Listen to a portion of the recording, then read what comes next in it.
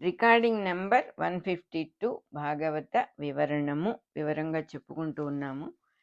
కంటి యొక్క పరిమితిని బట్టే ఎంత చూడటము అనేది ఉంటుంది అంటున్నారు. కన్ను మటుకు చూడదు కదా, కన్నుతో పాటు మనస్సు కూడా కలిస్తేనే, ప్రజ్ఞ కూడా కలిస్తేనే చూడటం అనేది జరుగుతుంది.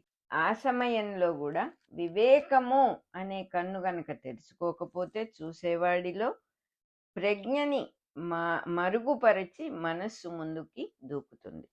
మనస్సుతో ఏం చూస్తాడు? కంటిని పెట్టుకొని మనస్సుతో ఏం చూస్తాడంటే తను అంతకు ముందు తెలుసుకున్న నాలెడ్జ్ని ఇంపోజ్ చేసి చూస్తాడు. కాబట్టి అది కూడా చూడటం అనేది చాలా తక్కువ, లిమిటెడ్ అయిపోతుంది. కాన్సెప్చువల్ లుకింగ్ అయిపోతుంది. కాన్సెప్చువల్గా ఏది నువ్వు ఇన్నాళ్ళు ఒక కాన్సెప్ట్గా పెట్టుకున్నావో దాన్నే చూస్తావు. కంటి చూపు అనేది కొంతమంది చూడంగానే గ్రహిస్తారు చాలా విషయాలు, అంటే ప్రజ్ఞని వాడుకుంటారు.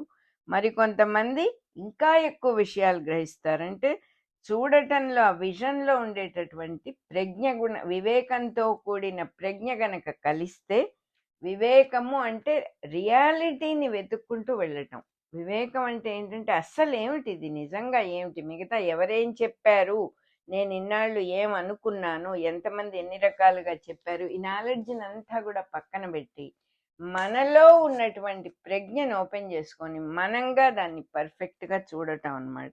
అలా వివేకాన్ని వాడుకుంటే మటుకే అలా చూడగలుగుతాం. వివేకము అంటే సింప్లిసిటీ, అనవసరమైన ఏ రకమైన ఇంపోజింగ్ ఉండదు, ఆ విషయంలో క్లారిటీ ఉంటుంది. సత్య వస్తువుగా మనం ఉండి చక్కగా చూడటం అనే ప్రాసెస్ అన్నమాట. అసలు ఏమిటి నిజంగా అని తెలుసుకోవాలనే సిన్సియారిటీతో, శ్రద్ధతో చూస్తాం. చూసినప్పుడు అది ఎంత మటుకు తెలుస్తుంది అంటే జీవులకు అసలు జననం మరణం లేదు కదా అని తెలుస్తుంది. మనకే తెలుస్తుంది, ఎవరో చెప్పి చేయక్కర్లా. మనం చూడటం నేర్చుకున్నప్పుడు, ఆ దృష్టితో చూసినప్పుడు అసలు ఏమిటి ఈ జీవులందరూ ఇలా ఉన్నారే, ఇంతమంది పుడుతూ ఉన్నారు, పోతూ ఉన్నారు, కొన్ని కొన్ని జీవులు క్షణాల మీద చనిపోతూ ఉన్నాయి. ఏవో జీవులు ఎందుకు, మన శరీరంలో ఉన్న సెల్స్ క్షణాల మీద పోవటం, కొత్తవి పుట్టడం అనే ప్రాసెస్లో ఉంది. ఇది చూడగా చూడగా నీళ్లు, నదిలో నీళ్లలాగా అనిపిస్తోంది జీవితం. వెనక నీళ్లు ముందు నీళ్ళని నెట్టేస్తాయి. ఆ ఉండేది ఏమిటి, ప్రవాహమే దాని యొక్క స్వభావము, అంటే పోతూ ఉండటమే స్వభావమా. ఈ రకంగా మనం దాన్ని వివేకంతో, మన బుద్ధితో చక్కగా విచారణ చేసినప్పుడు విషయం వేరే రకంగా అర్థమవుతుంది అని చెప్తూ ఉన్నారు ఇక్కడ. చూడగలిగిన యోగ్యతను బట్టియే విషయం అర్థమవుతుంది మనుషులకి అంటున్నారు. దేహం మటుకే చూశాడు అనుకోండి, దేహం మటుకంటే ఇప్పుడు ఒకడు పుట్టాడు, మన కళ్ళ ముందే పుట్టాడు, మన అదృష్టం కొద్దీ మనం ఎక్కువ కాలం బతికాం, వాడు ఎక్కువ కాలం బతకలేదు, మన కళ్ళ ముందే పోయాడు వాడు. అయ్యో ఇదేమిటి అసలు, ఇది పోవటం, నిన్నటిదాకా ఉన్నవాడు ఇవాళ కనపడకుండా పోయాడు కదా. మళ్ళీ అందరూ దుఃఖపడతారు కానీ మళ్ళీ మామూలుగానే ఉంటారు కొన్ని రోజులు అయ్యాక, ఉండక తప్పదు కదా.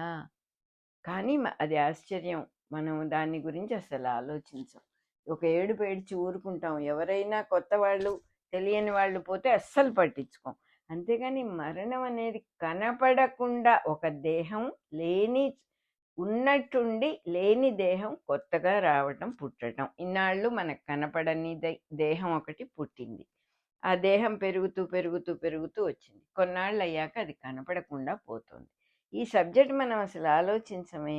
మనకే ఎవరైనా గనక, ఏమండి మేము బొమ్మలు తయారు చేస్తున్నాం, ఈ బొమ్మ మీకు ఇస్తాను తీసుకోండి అంటారు, తీసుకుంటాం. ఆ బొమ్మను ఏం చేయాలండి అంటే, మీరేం చేయక్కర్లేదండి, ఇంట్లో పెట్టుకోండి, 10 రోజుల తర్వాత అదే మాయమైపోతుంది, దాని మ్యానుఫ్యాక్చరింగే అట్లా అంటాం. ఎవడైనా తీసుకుంటాడు ఆ బొమ్మను అసలు? అదేమిటండి 10 రోజుల తర్వాత మాయమైపోతుందా, మాకు అక్కర్లేదు మీరే ఉంచుకోండి అంటారు. కానీ ఈ బొమ్మను ఒప్పుకుంటున్నామే, ఇది ఎప్పుడు పోతుందో కూడా తెలియదు, ఇదే మెయిన్ అనుకుంటున్నాం. అది అక్కడ అసలు అన్నిట్లోకి ఆశ్చర్యం. ఇది ముఖ్య వస్తువు అయిపోతుంది మన జీవితంలో. ఇది మనకు ఒక ఇన్స్ట్రుమెంట్, మన చేతిలో గరిట, మన చేతిలో స్క్రూ డ్రైవర్గా మనం దీన్ని చూడట్లా, మన చేతిలో ఉన్న కంప్యూటర్గా దీన్ని చూడట్లా. ఇదే మనము అని మనం అనుకుంటున్నాం. వివేకం లేనందువల్ల అలా చూసినప్పుడు కేవలం పుట్టడం పోవటమే కనపడుతుంది. దీని వెనకాల ఏదో ఉంది. శాశ్వత వస్తువు ఒకటి ఉండి, అంటే ఒక పర్మనెంట్ బ్యాక్‌గ్రౌండ్ ఒకటుండి, దాని మీద బొమ్మలు గీయటం అనేది జరుగుతోంది అనేది మనం గ్రహించలేము. కేవలం శరీరం మటుకే చూసినప్పుడు. అప్పుడేమవుతుంది, పుట్టడం, చావటం, అయ్యో! ఏ నిమిషంలో ఏమవుతుందో తెలియదండి. ఎప్పుడైనా ఎవరికైనా ఏదైనా జరగొచ్చు కదా! అనే భావన రాంగానే భయము, లోభము, అయ్యో! దీన్ని జాగ్రత్తగా కాపాడుకోవాలండి. ఆరోగ్యం చక్కగా చూసుకోవాలి. దీనికి ఎవరెవరు ఏమేం చెప్పారు, బాగా మంచి వస్తువులు ఏం తింటే బావుంటుంది, ఎలాంటి మందులు వాడాలి, ఎలాంటి డాక్టర్ల దగ్గరికెళ్ళాలి. దీన్ని కాపాడుకోవడానికి నువ్వు తాపత్రయపడుతున్నావు. కొంచెం కామన్ సెన్స్ ఏంటంటే, దీన్ని నేను తెచ్చుకున్నానా? ఇది పుట్టిన తర్వాత ఇదే ఆలోచించి దీన్నెలా కాపాడుకోవాలో ప్లాన్ వేస్తుందిట. అది పాసిబులేనా? ఇది ఎందుకు పుట్టిందో తెలియదు. ఎవరు పుట్టించారో తెలియదు. కానీ పుట్టిన తర్వాత దీన్ని కాపాడాలనే తాపత్రయం గనక వస్తే, ఎవరు దీన్ని కాపాడతారంటే పుట్టిన తర్వాత వచ్చిన నాలెడ్జ్ దీన్ని కాపాడుతుంది. మనకి కామన్ సెన్స్‌కి అందే విషయమే. సింపులే ఇది. సో, అలా చెప్తూ ఉన్నారనమాట. భయం వస్తుంది. అమ్మో! ఇది పోతుందేమో అని భయం. దీన్ని జాగ్రత్తగా ఉంచుకోవాలి అని. తర్వాత లోభం వచ్చేస్తుంది. అయ్యో! రేపు నేను పోతే నా పిల్లల సంగతి ఎట్లా? మా వాళ్ళందరూ ఎట్లా? అన్నీ దాచిపెట్టుకోవాలి. ఫ్యూచర్ గురించి శ్రద్ధగా మొత్తం ప్లాన్ చేసేసుకోవాలి ఫ్యూచర్ గురించి. ఇలాంటివన్నీ వస్తాయి. బరువెక్కిపోతాడు జీవుడు. హాయిగా ఉండవలసిన వాడు బరువైపోతాడు. ఒక పువ్వులాగా ఉండవలసిన వాడు ఒక బండలాగా అయిపోతాడు. ఎప్పుడైతే జీవుడి గురించి సమగ్రంగా, అంటే పూర్తిగా విషయం అర్థం చేసుకుంటాడో, సమగ్రంగా కాబట్టి కొంత మటుకు గ్లింప్సెస్ అయినా ఒక మనిషికి వచ్చినప్పుడు ఒక ధీరత్వం వస్తుంది, ఒక ధైర్యం వస్తుంది. ఆ ధైర్యం రాగానే ఈ బరువులన్నీ వదిలించుకోగలుగుతాడు. ఏమి భయపడటం అనేది మానేసేస్తాడు. ఓహో! ఇవి పుడుతూ పోతూ ఉంటాయి, అనేకం ఉన్నాయి సృష్టిలో. నదిలో నీళ్ళలాగానే వెనకవి ముందుకు రావటం, ముందువి వెళ్ళిపోవటం అనే ప్రాసెస్సే ఉంటుంది ఇక్కడ. ఒక జీవ నదిలాగా జీవితం కూడా ఒక నదిలాగా వెళ్ళిపోతూ ఉంటుంది. ఇందులో దేన్నో పట్టుకొని ఆపి గట్టిగా ఉండవలసినటువంటి ప్రాసెసే లేదు అసలు. ఏం చేసినా ఈ దేహం వెళ్ళిపోతుంది. దేహం ఉన్నప్పుడు కూడా అనేక కణాలు వస్తూ పోతూ ఉన్నందువల్లనే దేహం అనేది నిలబడుతోంది. కాబట్టి దీని సహజత్వం ఇదే తప్ప దీన్నేదో ఎవరో కాపాడుకుంటారు అని లేదు. అట్ ది సేమ్ టైం ఇది దైవం ఇచ్చినటువంటి వస్తువు. దేహో దేవాలయ ప్రోక్తో అన్నారు మనకి శంకరాచార్యుల వారి. శరీరం అంటే ఆలయంతో సమానం అంట. ఎందువల్ల ఆలయం అయింది? లోపల భగవంతుడు ఉంటాడు. దాని లోపల, శరీరం లోపల, ప్రతి శరీరం లోపల భగవంతుడు ఉంటాడు. దాన్ని పవిత్రంగా ఉంచుకోవాల్సిన బాధ్యత మనకున్నది. అనవసరమైన ఆలోచనలు చెయ్యకుండా చక్కగా ఏ ఆలోచన లేనటువంటి చక్కని ఒక నమస్కారం భగవంతుడికి పెట్టుకోగలగాలి. నాకు ఇది కావాలి, నాకు అది వద్దు, ఇవన్నీ లేకుండా కేవలం తల్లిదండ్రులకు ఎందుకు నమస్కారం చేస్తాం? పెద్దవాళ్ళు అయిపోయారు, ఇంక వాళ్ళ వల్ల మనకేమీ ఉపయోగం లేదు. కానీ నమస్కరించుకోవాలి. వాళ్ళకి ఎందుకు చేస్తామంటే వాళ్ళు పెద్దవాళ్ళు కాబట్టి, మనం ఈ జీవితానికి రావటానికి వాళ్ళు కారణం కాబట్టి, వాళ్ళు ఎన్నో త్యాగాలు చేసి ఎంతో కష్టపడితే మనల్ని పెంచి పెద్ద చేయటం అనేది జరిగింది కాబట్టి, మనం మనుషులం కాబట్టి కృతజ్ఞతతో నమస్కారం చేసుకోవాలి. ఎందుకు నమస్కారం చేస్తాము? ఏ కారణం లేదు, వాళ్ళ నుంచి ఏమీ రాదు. అలా ఒక్కసారి భగవంతుడిని తండ్రి అని ఒక నమస్కారం పెట్టుకుంటే ఆ రోజంతా చక్కగా అవుతుంది. ఎటువంటి సందేహం అక్కర్లేదు. సో, ఇలా చెప్తూ ఉన్నారనమాట. ఏ రకమైన సంగము ఉండదు. అప్పుడు వాడికి ధీరుడవుతాడు. విషయం అర్థం చేసుకున్నవాడు ధైర్యాన్ని పొందుతాడు. యోగాభ్యాసంతో వైరాగ్యం అంతా నేర్చుకుంటాడు. సంపూర్ణమైన జ్ఞానాన్ని పొంది ప్రవర్తిస్తాడు. మాయతో వచ్చిన లోకంలో పుడుతూ పోతూ ఉండే దేహం మొదలైన విషయాల గురించి ఆలోచనలు ఆపేస్తాడు. వీటి తీరింతే అని తెలిసింది కదా. సముద్రం దగ్గర కూర్చొని వస్తోంది వస్తోంది, అలా వస్తోంది అలా వస్తోంది, అలా పోతోంది అలా పోతోంది అనం కదా. దాని తీరంతే అని అర్థమైంది కదా. మరి దీన్ని మటుకు అలా యాక్సెప్ట్ చేయాలి కదా. దీనికి సహజం ఎన్నాళ్ళు ఉంటాయో తెలియదు, ఎక్స్పైరీ డేట్ తెలియదు.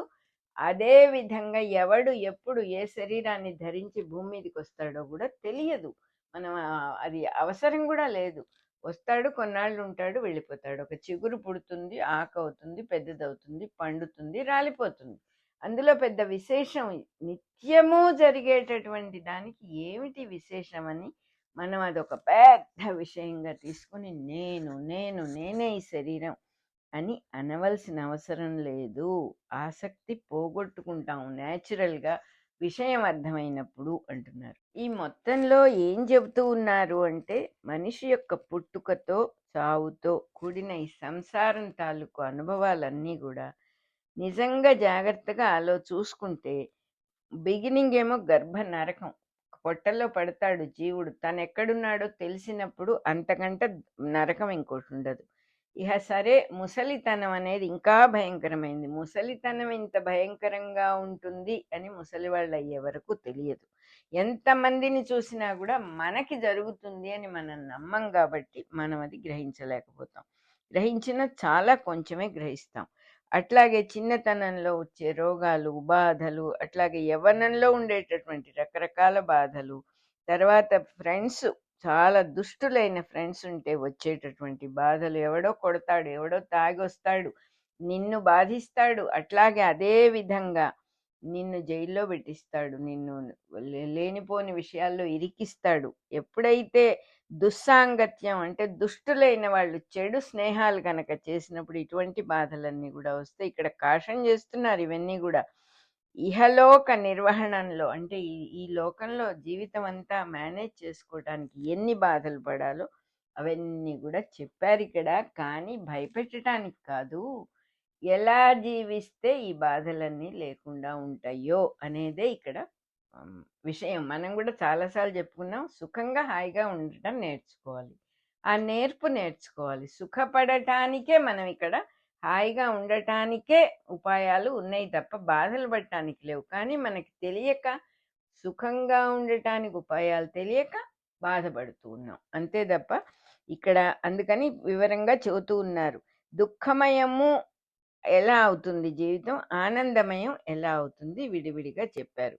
సాంఖ్యము, యోగము, భక్తి సమన్వయించి జీవుడు కేవలం ఆనందమయుడే, కేవలం పరబ్రహ్మ స్వరూపమే అని నిరూపించేశారు. యాక్చువల్గా స్థాపించేశారు ఆ విషయం. మరి అటువంటప్పుడు మనం దేని గురించి భయపడాలి? మనం ఈ శరీరమే నేను అనుకుంటే అప్పుడు దీని తాలూకు విషయాలన్నీ కూడా మనకు కూడా వస్తాయి. కాబట్టి దేహాన్ని ఐడెంటిఫై చేసుకుంటే దేహం తాలూకు ప్రాబ్లమ్స్ అన్నీ మనమే భరించాలి. కాబట్టి అలా చెప్తూ ఉన్నారు ఇక్కడ. ఈ మార్గం గనక కేవలం పరబ్రహ్మ స్వరూపము అనే విషయం తెలుసుకోకుండా దేహమే నేను అనుకున్న వాడిని సంసారి అంటారు. వాడికి నిరంతర దుఃఖము తప్పదు. ఏదో అప్పుడప్పుడు ఒక గ్లిమ్సెస్ కొంచెం వస్తూ ఉంటాయి, ఏదో సుఖపడిపోతున్నాం, ఆహా ఇవాళ పార్టీ బ్రహ్మాండంగా జరిగింది, పిక్నిక్ వెళ్ళాం, ఎంత బాగా జరిగిందో, అవన్నీ చాలా చిన్న విషయాలు, అవి ఊహల్లోనే ఉంటాయా. ఇదంతా దానికోసం మనం చేసే ప్రయత్నమే చాలా పెద్దదిగా ఉంటుంది. అక్కడికి వెళ్ళిన తర్వాత అవేవో అనుభవం నిమిషాల మీద అయిపోయినట్టుగా ఉంటుంది. ఇవన్నీ మనం చెప్పుకోకర్లేదు, మనకు కూడా తెలుసు ఆ విషయాలు.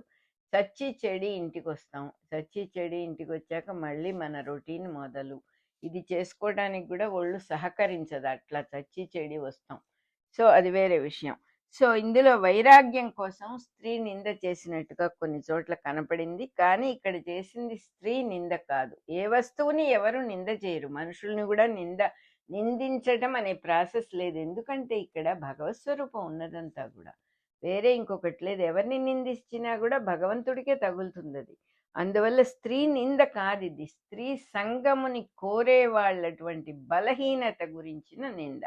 ఎంత మటుకు అవసరమో అంత మటుకు ఏ పని చేసినా ఎవరికి ఏ ఇబ్బంది రాదు. ఎప్పుడైతే కొంచెం ఎక్కువ అవుతుందో అతి సర్వత్ర వర్జ్యేత్ అన్నారు. అతి అనేదంటే కొంచెం ఆ బార్డర్ దాటటము అనేది ఎక్కడైనా సరే వదిలేసేయవలసిన విషయం. అది అతి సర్వత్ర వర్జ్యేత్ అనే మాటకు అర్థం. ఎక్కడైతే కొంచెం నువ్వు దాన్ని లిమిట్ దాటుతావో అటువంటి పనులు చేయకూడదు. ఏ విషయంలో అయినా సరే, ఇది అది అని కాదు. ఏమండి మంచినీళ్ళు బాగా ఒక 10 లీటర్లు తాగొచ్చా, పోనీ 5-6 లీటర్లు తాగొచ్చా అంటే దాన్ని కూడా అతి అనే అంటారు, ఏ కారణమైనా అవుగాక. సో అతి సర్వత్రా వర్జేత్, అన్ని చోట్ల వదిలేసేయాలి. అతి అనేదాన్ని ఎంత మటుకు చేయాలో అంత మటుకే చేయాలి. కాబట్టి అలా చెప్పాము అని చెప్పి చెబుతూ ఉన్నారు. ముఖ్యంగా స్త్రీకి పురుషుడి వల్ల, పురుషుడికి స్త్రీ వల్ల సెక్స్ అట్రాక్షన్ అనేది ఉంటుంది. దాన్ని ఆధారంగా చేసుకొని జీవితంతో, శరీరాలతో చెలగాటం ఆడకూడదు అంటున్నారు. చెలగాటం ఆడితే ఏమవుతుంది? దానివల్ల నువ్వే బాధపడతావు, ఇంకెవరో కాదు. ఎవరైతే దానిలో ఇన్వాల్వ్ అయ్యారో వాళ్ళందరూ తర్వాత బాధపడాల్సి వస్తుంది. అది మంచి మార్గం కాదు, చెలగాటం ఆడకూడదు అని చెబుతున్నారు. స్త్రీ పురుష సంబంధం అనే దాన్ని మంచి విషయానికి వాడుకోవాలి, కానీ వేరే వేరే ఏదో ప్రయోజనం, దానివల్ల ఇంకా సుఖం అనేది చాలా ఎలా ఉంటుందంటే, కరెక్ట్గా గుర్రానికి కర్ర కట్టి, కర్రకి ఒక గడ్డి, పచ్చగడ్డి కడతాడు గుర్రబండి వాడు. ఆ గడ్డి కోసం అది పరుగులు పెడుతూ ఉంటుంది. ఆ గడ్డి దానికి అందదు ఎన్ని జన్మలెత్తినా కూడా, కానీ ఆ గడ్డి చూసి అది పరుగు పెడుతూ ఉంటుంది. అది పశువు కాబట్టి దానికి తెలియదు అని మనం అర్థం చేసుకోవచ్చు, కానీ మనకి వివేకం ఇచ్చాడు భగవంతుడు. పశువులం కాదు మనం, పశువులను దాటిన స్థితి అన్నమాట. చతుర్ముఖుడు సరస్వతి వెంటబడ్డాడు అనే మాటలు కూడా స్త్రీల వెంట పడటము అనేది కూడదు అని చెప్పటం కోసమే తప్ప అది నిజానికి జరిగిన విషయం కాదు. ఎలా ఉంటుందంటే, వేద వాంగ్మయంలో ఉంది ఈ స్టోరీ. దీని ప్రయోజనం డిఫరెంట్గా ఉంది. జ్ఞానం నుంచి వాక్కును సృష్టించుకున్నాడు బ్రహ్మదేవుడు. జ్ఞానం ఆ వాక్కు వెంట పడిందిటప్పుడు. ఎందుకు జ్ఞానం వాక్కు వెంట పడింది? జ్ఞానం ఎక్స్ప్రెస్ చేయాలంటే వాక్కే గతి మనకి. అందువల్ల జ్ఞానం వాక్కు వెంట పడింది అని చెప్పడానికి బ్రహ్మగారు సరస్వతి వెంట పడ్డారు అనేటటువంటి స్టోరీని కేవలం మనకి నీతి చెప్పడానికి అతికించారు, కానీ ఇది నిజంగా జరిగింది కాదు. ఎలా ఉంటుందంటే, ఒక పిల్లవాడు తండ్రి అడవిలో వెళ్తుంటే పిల్లాడు పులి అని అరుస్తాడు, ఊరికే అమ్మ నాన్నని ఏడిపించడానికి. తండ్రి వెనక్కి తిరిగి చూసి పులి లేదు, ఒరే ఎందుకని కోపడతాడు, ఎందుకు అట్లా అరిచావని. మళ్ళీ వెళ్తుంటే నిజంగా పులి వస్తే పిల్లవాడు అరిస్తే తండ్రి పట్టించుకోడు, పులి వాడిని ఎత్తుకుపోతుంది. ఈ కథ చెప్పినప్పుడు విషయం అర్థం చేసుకోవాలి, కానీ ఓహో అబద్ధం ఆడకూడదు, అనవసరమైన విషయాల జోలికి వెళ్ళకూడదని అర్థం చేసుకోవాలి, కానీ అసలు ఇది జరిగిందా లేదా, ఏ సంవత్సరంలో ఏ శతాబ్దంలో జరిగింది, వాడు బ్రాహ్మడు అని ఎందుకు అన్నారు, వేరే ఇతర కులం వాడు ఎందుకు అవ్వకూడదు, చిన్న పిల్లవాడే ఎందుకు అవ్వాలి, వాడు పెద్దవాడు అయి ఉండొచ్చు కదా, ఈ రకంగా ఫ్రెండ్స్ అయి ఉండొచ్చు కదా, వాళ్ళు తండ్రి కొడుకు ఎందుకు అయి ఉండాలి, ఈ రకమైన ప్రశ్నలకి అర్థం లేదు. దాన్ని వితండవాదం, హేతువాదం అంటారు. హేతువాదం అంటే కూడా ఒక క్యాలిక్యులేషన్ అనమాట. ప్రతిదానికి హేతువు కావాలి వాడికి, ఇదైతే ఏమిటి అదైతే ఏమిటి అని. సో అందుకని చెప్తూ ఉన్నారు, విషయం అర్థం చేసుకోవాలి కానీ దాన్ని ఊరికే క్వశ్చన్ చేయటం కాదు అని చెప్తూ ఉన్నారు. అట్లాగే కొంతమంది ఏం చేస్తారట, చక్కగా ఇల్లు వాకిలి భార్య భర్త పిల్లలు అంతా జాగ్రత్తగా చేసుకుంటారు, ఆ ధర్మ మార్గంలోనే అన్ని పనులు చేసుకుంటారు, కర్తవ్యాలు చక్కగా చేసుకుంటారు, డబ్బు సంపాదించుకుంటారు, కోరికలన్నీ కూడా తీర్చుకుంటూ ఉంటారు, కానీ అన్నీ పద్ధతిగానే చేసుకుంటారు. ఏమి ఆ అధర్మ మార్గంలో, చెడు మార్గంలో వెళ్ళరు. ప్రయత్నంతో వచ్చినవన్నీ కూడా ప్రయత్నించి డబ్బు సంపాదించుకొని వస్తువులు కొనుక్కొని తృప్తి పడుతూ ఉంటారు. వేదాల్లో ఏదైతే నిర్ణయించారో ఆ నిర్ణయాన్ని మటుకే వాళ్ళు వాడుకుంటారు, కానీ భక్తి ఉండదు వాళ్ళకి. ప్రత్యేకంగా భగవంతుడి మీద భక్తి అనేది ఉండదు. వేదాల్లో చెప్పిన మార్గంలో అంటే ఒక విధంగా సంప్రదాయబద్ధమైన జీవితాన్ని గడుపుతూ ఉంటారు, దేవతల్ని పూజిస్తారు. ఏ సమయాలకు ఏ దేవతల్ని పూజించాలో వాళ్ళని పూజిస్తూ ఏవో పూజలు పునస్కారాలు యజ్ఞాలు యాగాలు చేసుకుంటూ జీవిస్తూ ఉంటారు. భక్తితో పితృకర్మలు ఆచరిస్తారు. పెద్దవాళ్ళకి చేయవలసినవన్నీ కూడా, వెళ్ళిపోయిన వాళ్ళకి చేయవలసినవన్నీ కూడా చేస్తారు. దేవుళ్ళకి చేసేవి పితరులకి చేసేవి అన్నీ చేసుకుంటూ ఉంటారు, కానీ సత్కర్మలే మంచి పనులే చేస్తారు, సజ్జనులుగానే ఉంటారు, కానీ వాళ్ళు మోక్షాన్ని పొందరు. ఎందుకంటే వాళ్ళకి మోక్షం గురించిన సాధన వాళ్ళేమీ చేయలేదు, అంతా మంచిగానే ఉంటారు. వాళ్ళు ఏమవుతుంది, అటువంటి వాళ్ళు ధూమగతి అనే గతిని పొందుతారు. ఆ ధూమగతి అనబడే చంద్రలోకాన్ని పొందుతారు, చంద్రలోకానికి వెళ్తారు అంటున్నారు. అన్ని మంచి పనులే చేశారు కాబట్టి వాటి పుణ్యాలన్నీ చక్కగా అనుభవిస్తారు, ఆనందం అనుభవిస్తారు. పుణ్యం కానీ తరిగిపోతూ ఉంటుంది. పుణ్యానికి పాపానికి రెండిటికి ఉన్న గుణం అది అయిపోతూ ఉంటుంది. ఖర్చు అయిపోతూ ఉండటం అనేది మనకు దైవం పెట్టిన గొప్ప వరం. సో మళ్ళా ఈ లోకానికే వచ్చి జన్మిస్తారు. పుణ్యం అంతా అయిపోతుంది, హాయిగా అనుభవిస్తారు. అయిపోగానే చంద్రలోకం నుంచి మళ్ళీ భూలోకానికి వచ్చి మళ్ళీ పుడతారు. ఇది ఒక కేటగిరీ ఆఫ్ హ్యూమన్స్ అన్నమాట. వాళ్ళు పెద్ద దైవ భక్తి మటుకు ఉండదు. మనుషులు మంచి వాళ్ళే, అన్ని మంచి పనులే చేస్తారు, జీవితాన్ని చక్కగా చేసుకుంటారు. కానీ ఈ చక్కరు రావటం పోవటం రావటం పోవటం అనేది ఉంటుంది వాళ్ళ జీవితానికి. సజ్జనులు, మంచివాళ్ళు, ధర్మం చేసేవాళ్ళు, శమధమాది గుణ సంపన్నులు, అంటే వాళ్ళల్లో ఉన్న గుణాలన్నీ మంచిగా వాళ్ళు మలుచుకున్నారు. వేదోక్తాలైన మంచి యజ్ఞాలని, వేదం చెప్పినటువంటి అన్నీ చేస్తూ ఉంటారు. యోగాభ్యాసం చేస్తారు, తత్వజ్ఞానం అలవాటు చేసుకుంటారు. అటువంటి విశిష్టులలో కూడా అట్లా అన్ని తత్వం తెలుసుకుని అన్నీ చేసి విశిష్టులు అంటే, శిష్టులు అంటే చాలా సిస్టమేటిక్గా ఉన్నవాళ్ళు, విశిష్టులు అంటే ఇంకా దైవపరంగా అన్నీ తెలుసుకున్న వాళ్ళు కూడా అందరూ మోక్షాన్ని పొందలేరు. సకామముగా వీళ్ళు ఆచరిస్తూ ఉంటారు. ఏ పని చేసినా సకామము అంటే ఏదో కోరి చేస్తూ ఉంటారు, ఏదో కోరికతో చేస్తారు. కాబట్టి అంటే ప్రతి పనికి వెనకాల ఒక తోక ఉంటుంది. ఆ తోక ఏంటంటే ఇందుకోసం ఈ పని అనేటటువంటి కోసం ప్రొడక్షన్స్ ఉంటాయి అన్నమాట. ఆ కోసం అనంగానే వాళ్ళు సకామము అని అర్థం. ఏదో కావాలని చేస్తారు. కాబట్టి ఈ మంచి వాళ్ళుగా ఉండాలి కదండి, సజ్జనులుగా ఉండటమే కదండి మన కర్తవ్యం అని సజ్జనులుగా ఉండటానికి ప్రయత్నం చేయటం అదో పెద్ద కారణం కాదు. ఆ మాట అనుకోకుండా ఉంటే సజ్జనులుగా ఉంటే సరిపోతుంది. కానీ అలాగే కదండి ఉండాలి అనే ఉద్దేశంతో ఉండటం, ఒక ఉద్దేశం పెట్టుకొని, ఒక ఐడియా పెట్టుకొని, ఒక మోటివ్ పెట్టుకొని జీవించటం అన్నమాట.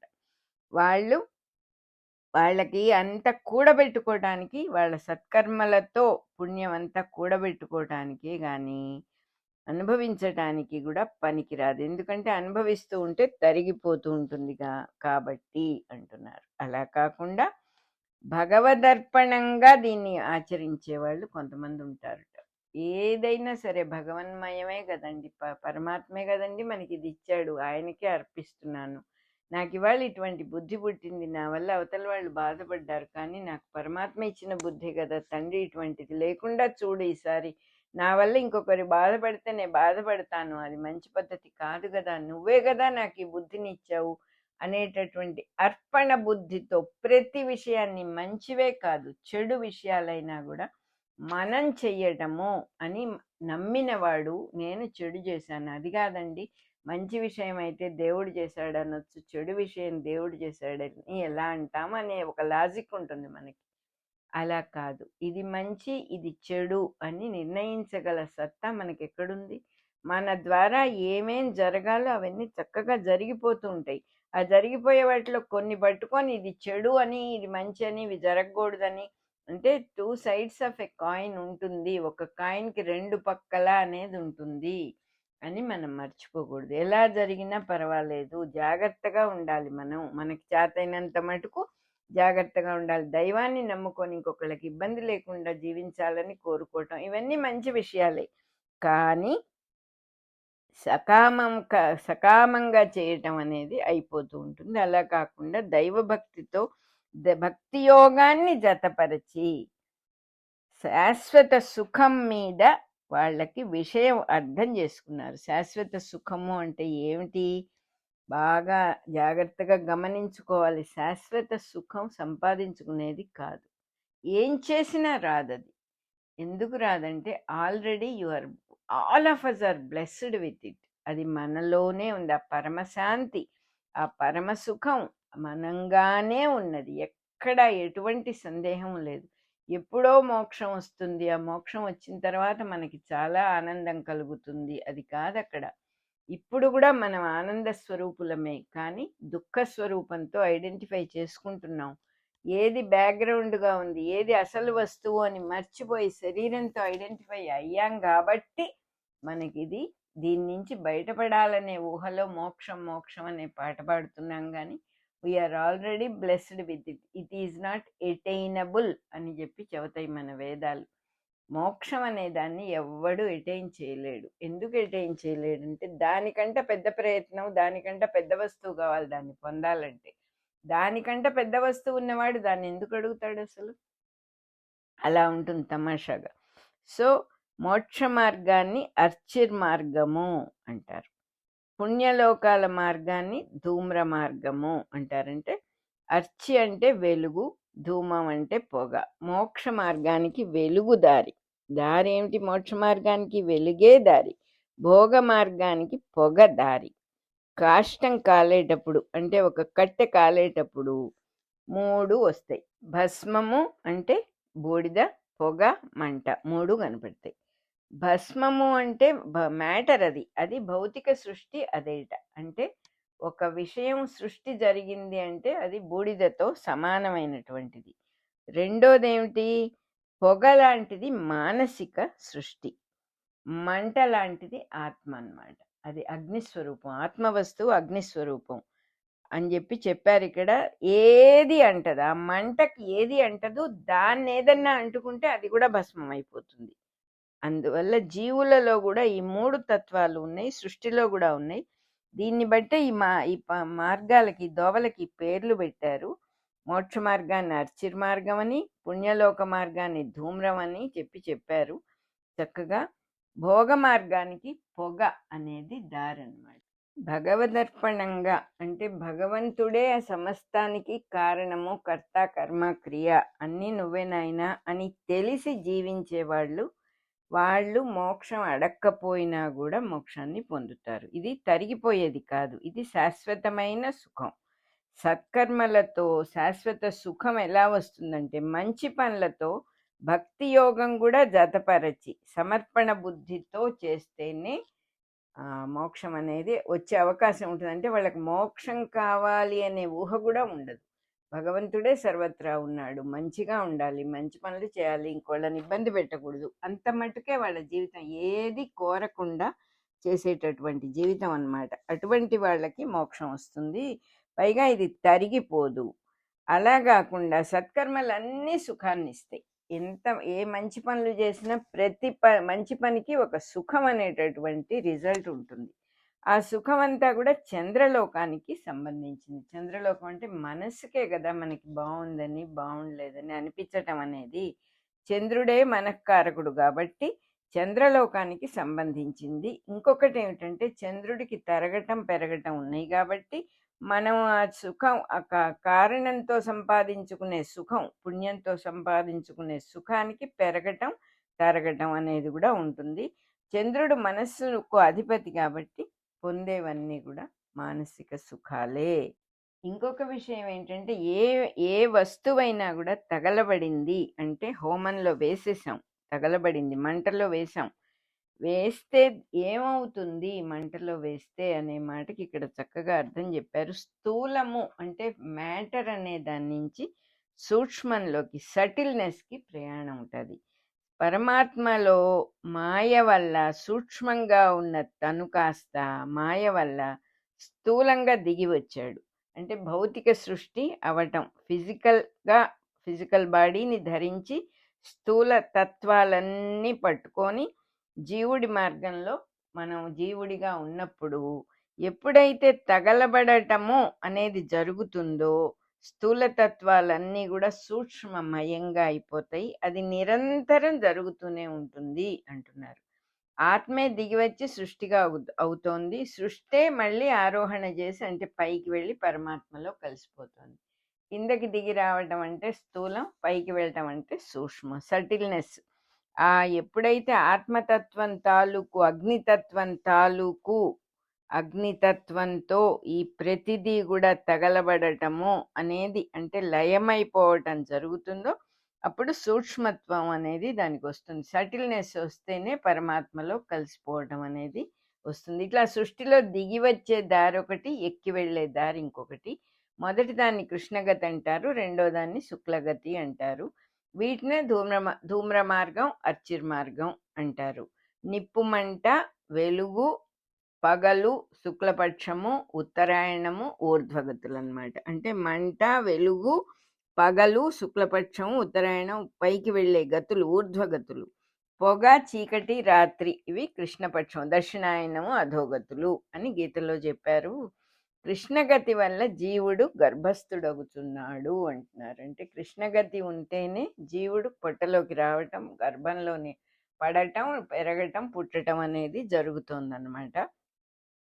శుక్లగతి వల్ల విమోచన చెందుతున్నాడు. శుక్లగతిలో మళ్ళీ అంటే ఎంత సహజమో చెప్తూ ఉన్నారు. ఇది మనకి కృష్ణపక్షం శుక్లపక్షం రావటం ఎంత సహజమో అంత సహజంగా సృష్టిలో కిందికి దిగి రావటం, పైకి వెళ్ళటం అనేది జరుగుతుంది. ఇది తెలిసి జీవితాన్ని జాగ్రత్తగా సమన్వయం చేసుకుంటూ ఉంటే వీళ్ళకి అటువంటి వాళ్ళకంటే తెలిసిన వాళ్ళకి కింద పడటం, లేవటం అనే ప్రాసెస్ ఉండదు.